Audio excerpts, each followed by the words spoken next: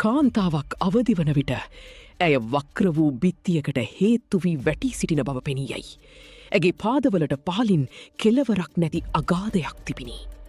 භීතියට පත් ඇය ආපසු පියවරක් තැබීමට උත්සාහ කළද ඇය තව පොට්ටින් පහලට වැටනට ගියාය. වෙනත් විකල්පයක් නොමැති නිසා ඇය චලනයවීමට පවා බියෙන් එකම ස්ථානයක ගල්වී සිටියාය.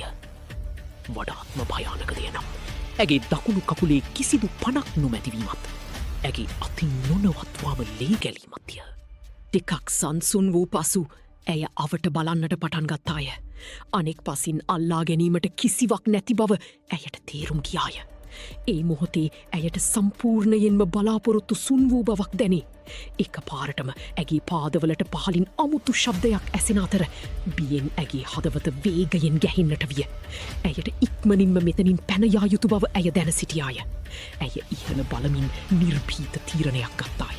ඇය දෙයතින්ම බිත්තිය තතින් අල්ලාගෙන ඉහලට නැගීමට උත්සාහ කරනු ඇත. ඇය තවමත් පන ඇති එකම කකුලවන ඇගේ වම් කකුලින් තල්ලු වී ඉහලට නැගීමට උත්සාහ කලාය. ඊළඟ මොහොතේ ඇය නැවතත් පහලට වැටෙන්නට ගියාය. වේදනාකාරී උත්සාහයන් කිහිපයකට පසු අවසානයේ ඇය මතක් ආරක්ෂිත ස්ථානයකට ළඟා වූවාය. එසනින්ම ඇයට ඉහලින් කළු වලාකුළු රැස්වීමට පටන් ගනී. තවද කුණාටුවක් ළඟම පැමිණමින් තිබේ. බිත්තිය තෙමි තවත් ලිස්සන සුළුවුව හෝත් ඇගේ ජීවත්වීමේ ඉඩකඩ බින්දුවක් වනු ඇත. කුණාටුව පැමිණීමට පෙර තමා තවත් ඉහලට නැගිය යුතු බව ඇය දනී. නමුත් අහස කිසිදු කරුණාවක් නොපෙන්වයි. වැඩිකල් නොගොස් මහා වැස්සක් ඇදහැලෙන අතර මොහොතකින් මුළු බිත්තියම තෙමීයයි.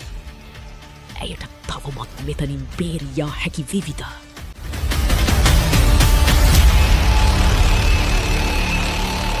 කාන්තාවක් අවදිවන විට ඇය වක්‍ර වූ බිත්තියකට හේතු වී වැටී සිටින බව පෙනීයයි. ඇගේ පාදවලට පහලින් කෙලවරක් නැති අගාධයක් තිබිණි.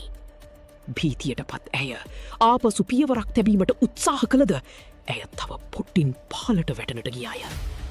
වෙනත් විකල්පයක් නොමැති නිසා ඇය චලනයවීමට පවා බියෙන් එකම ස්ථානයක ගල්වී සිටියාය. වඩාත්ම භයානකදය නම් ඇගේ දකුණු කකුලේ කිසිදු පනක් නොමැතිවීමත් ඇගේ අතින් නොනවත්වාම ලේ ගැලීමත්ය. ටිකක් සංසුන් වූ පසු ඇය අවට බලන්නට පටන්ගත්තාය.